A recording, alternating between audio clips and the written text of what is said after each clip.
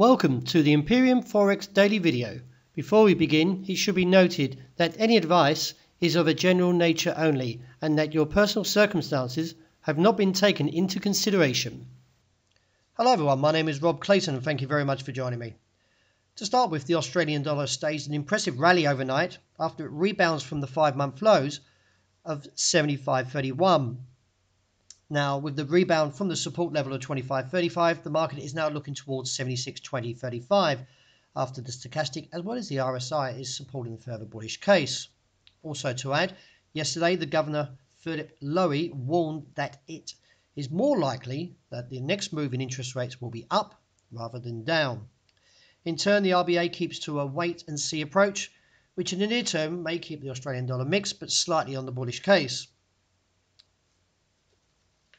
The euro overnight traded in a relatively tight range and still capped from the 118.5 to 70 resistance and also holding at the support at 116.90. Now the dollar index still needs to stage a further recovery and break above the 94.25 level to reinstate the bullish case. At the moment it trades at 93.86.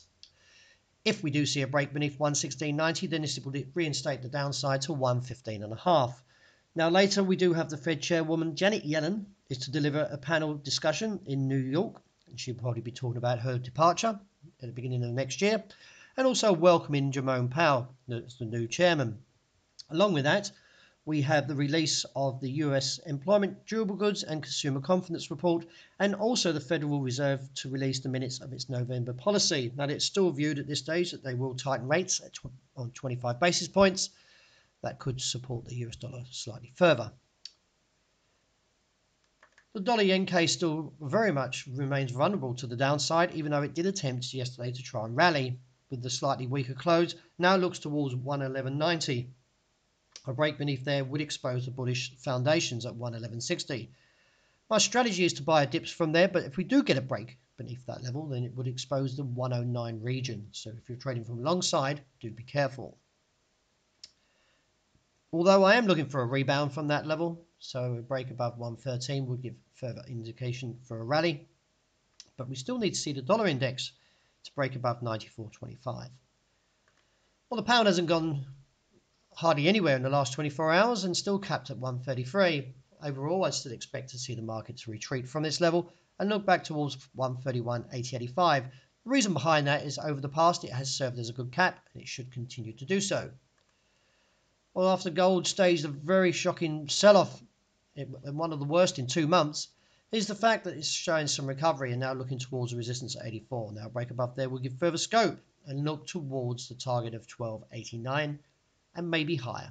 Still dips to be bought towards 70.72 with minor support at 75.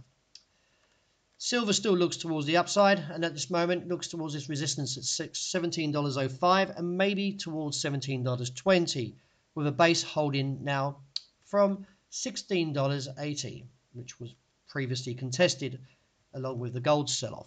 But from the rebound, we should see further scope to eventually claim that target of $17.20. And to wrap up with oil, well, at this stage, I'm still holding to a bearish case as long as we remain under $58 a barrel. Overall, I'm looking at 55.5 as a potential target. So that wraps up to today. Thank you very much for joining me, and I hope you have a wonderful day that's ahead.